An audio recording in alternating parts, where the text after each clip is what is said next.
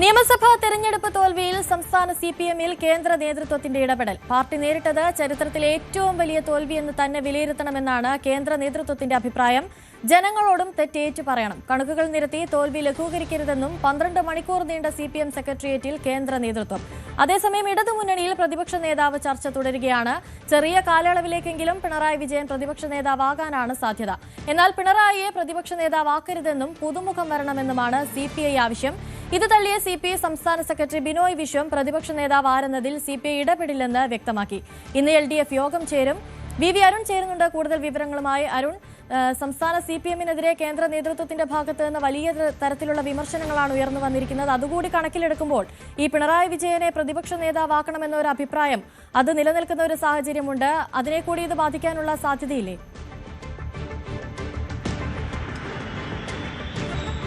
കേന്ദ്ര നേതൃത്വം സംസ്ഥാനത്തെ തെരഞ്ഞെടുപ്പ് തോൽവി ഇതുവരെ ചർച്ച ചെയ്തിട്ടില്ല. അത്തരം വിമർശനം ഉയർന്നിട്ടുമില്ല. 10-11 തീയതികളിലാണ് പൊളിറ്റ് ബ്യൂറോ യോഗം ചെയ്യുന്നത്. അവിടെ മാത്രമേ കേന്ദ്ര നേതൃത്വത്തിന്റെ ഒരു വിലയിരുത്തൽ സംസ്ഥാന തെരഞ്ഞെടുപ്പുമായി ബന്ധപ്പെട്ടുണ്ടായുള്ളൂ. പക്ഷേ ഇന്നലെ സംസ്ഥാന ജനറൽ സെക്രട്ടറി പങ്കെടുത്താണ് മാരത്തൺ സെക്രട്ടേറിയറ്റ് യോഗം ചേർന്നത്. സാധാരണഗതിയിൽ സിപിഎമ്മിന്റെ സംസ്ഥാന സെക്രട്ടറി യോഗങ്ങൾ രാവിലെ 10 മണിക്ക് ആരംഭിച്ച് ഉച്ചയ്ക്ക് 1 മണിക്ക് മുമ്പ് അവസാനിക്കുന്ന പതിവാണ്. ഇന്നലെ പക്ഷേ അത് രാത്രി 11 മണിവരെ നീണ്ടുപോയി.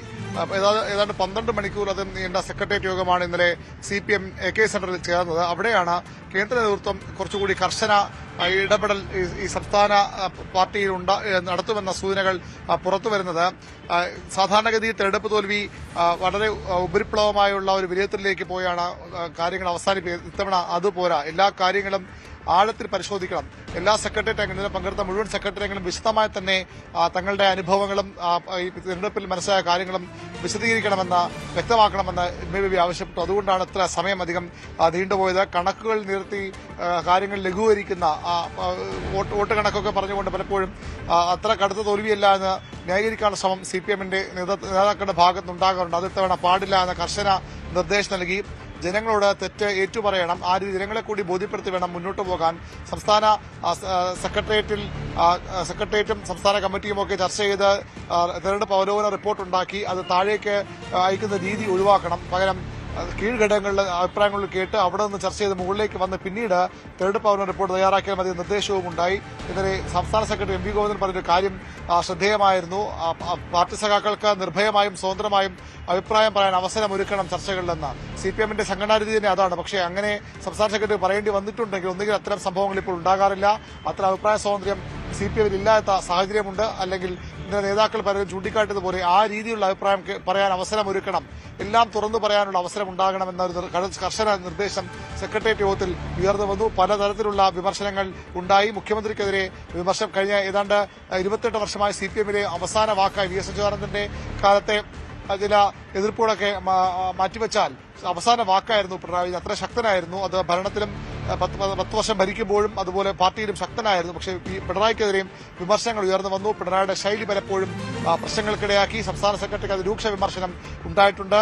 അത് പലപ്പോഴും പാർട്ടിയെ പ്രതിസന്ധിയിലാക്കാനാണ് സംസ്ഥാന സെക്രട്ടറി ഇടപെടലുകൾ വാക്കുകളൊക്കെ ഉപയോഗിക്കപ്പെട്ടതെന്ന വിമർശനം ഉയർന്നു. കീഴ്ഘടകങ്ങളിലാകട്ടെ സാമൂഹ്യ മാധ്യമങ്ങളിലാകട്ടെ സംസ്ഥാന സെക്രട്ടറി തന്നെ മാറണമെന്ന അഭിപ്രായം ശക്തമാണ്. ഇതിനിടയിലാണ് ആരാണ് പ്രതിപക്ഷ നേതാവ് ചർച്ചകളും CPMൽ ചൂടുപിടിക്കുന്നത്.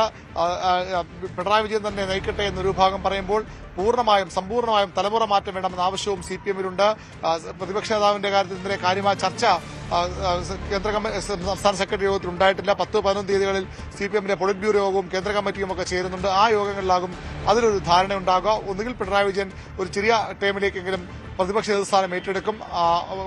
KN ബാലഗോപാൽ ഉപനേതാവായി വരും. അല്ലെങ്കിൽ KN ബാലഗോപാൽ തന്നെ പ്രതിപക്ഷ നേതാവുകയും CPMന്റെ ഈ സംസ്ഥാന സെക്രട്ടേറിയറ്റ് സംസ്ഥാന സെന്റർ തന്നെ ഒന്ന് അഴിച്ചുപണിയാൻ അല്ലെങ്കിൽ നേതാക്കൾ കൂടുതൽ ഇവിടേക്ക് എത്താനുള്ള സാധ്യത. P രാജീവനെ പോലെ നേതാക്കളൊക്കെ തിരുവനന്തപുരം കേന്ദ്രീകരിച്ച് പ്രവർത്തിക്കുന്ന നിർദ്ദേശം കൂടി പക്ഷേ വന്നേക്കും. അങ്ങനെ സമ്പൂർണ്ണമായ ഒരു അഴിച്ചുപണിയിലേക്കും വളരെ ഗഹനമായ ചർച്ചകളിലേക്കും CPM കടക്കുകയാണ്. ഇന്ന് ഇടതുമുന്നണി യോഗം ചേരുന്നുണ്ട്. 11 മണിക്കാണ് മുന്നണി യോഗം. തെരഞ്ഞെടുപ്പ് സമാനതകളില്ലാത്ത തെരഞ്ഞെടുപ്പ് തോൽവിയാണ് മുന്നണിക്ക് ഉണ്ടായിട്ടുള്ളത്. നിയമസഭയിലെ ഇടതുമുന്നണിയുടെ പാർട്ടികളുടെ എണ്ണം 3 ചുരുങ്ങിയിരിക്കുന്നു. CPM-ഉം CPI-യും RJD-യും മാത്രമായി ഇടതുമുന്നണിയുടെ ഘടകകക്ഷികളുടെ പ്രാതിനിധ്യം സഭയിൽ കുറയുന്നു. അത്ര ഗുരുതരമായ സാഹചര്യമുണ്ട്.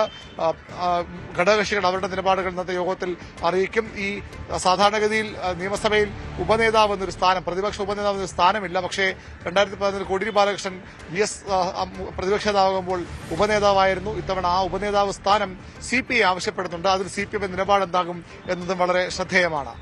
അരുൺ, അതുപോലെ തന്നെ ഈ CPI-യിലേക്ക് വരുമ്പോൾ പിണറായി വിജയനെ പ്രതിപക്ഷ നേതാവാക്കരുത് എന്നൊരാവശ്യം CPI ഉന്നയിക്കുന്ന സാഹചര്യം ഉണ്ടായി. പിന്നീട് ബിനോയ് വിശ്വം CPI ഇതിൽ ഇടപെടില്ല എന്ന് പറഞ്ഞെങ്കിലും അതൊരാവശ്യമായി ഇപ്പോഴും അവിടെ നിലനിൽക്കുകയാണ്.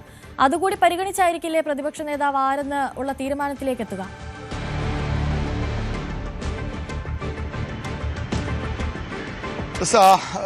ബിനോയ് വിശ്വത്തിന്റെ അഭിപ്രായം ഇതിന്റെ ഫേസ്ബുക്ക് കുറിപ്പിലൂടെയാണ് പുറത്തു വന്നത്. CPI-യുടെ ചർച്ചകളിൽ വളരെ ശക്തമായ തന്നെ ആവശ്യം പിണറായി ഇനി നേതൃസ്ഥാനം ഏറ്റെടുക്കരുത്. പിണറായിയുടെ ശൈലി, പിണറായിയുടെ കടുംപിടുത്തം, പിണറായിയുടെ പല പ്രയോഗങ്ങളും അതൊക്കെ തന്നെയാണ് തോൽവിക്ക് പ്രധാന കാരണങ്ങളിലൊന്നായി CPI വിലയിരുത്തിയത്. അതുകൊണ്ട് പുതിയ നേതൃത്വത്തിലേക്ക് വരണം, പുതുതലമുറ നയിക്കട്ടെ എന്ന അഭിപ്രായം CPI-യിൽ ഉണ്ടായിട്ടുണ്ട്. പക്ഷേ ആ അഭിപ്രായങ്ങളെ തള്ളിക്കളഞ്ഞിരുന്നു സംസ്ഥാന സെക്രട്ടറി. ഇന്നലെ അദ്ദേഹം ഈ വാർത്തകൾ പുറത്തു വന്നതിന് ശേഷം മാധ്യമ വാർത്തകളെ തള്ളിക്കൊണ്ട് അദ്ദേഹം ഫേസ്ബുക്കിൽ കുറിപ്പിട്ടത് പ്രതിപക്ഷ നേതാവ് തീരുമാനിക്കാനുള്ള അവകാശം CPM-നാണ്. അത് അവർക്കുള്ള അധികാരമാണ്. അവിടെ CPI ഇടപെടുകയോ അഭിപ്രായം പറയുകയോ ചെയ്യില്ല എന്ന് ബിനോയ് വിശ്വം വ്യക്തമാക്കിയത്. പക്ഷേ CPI-യിലും പിണറായി വിജയൻ പ്രതിപക്ഷ നേതൃസ്ഥാനം ഏറ്റെടുക്കരുത് എന്ന ആവശ്യം ശക്തമായി തന്നെയുണ്ട്. ശരി, വി അരുണാണ് കൂടുതൽ വിവരങ്ങൾ നൽകിയത്. കൂടുതൽ വാർത്തകൾക്ക് News 18 Keralam YouTube channel subscribe ചെയ്യുക.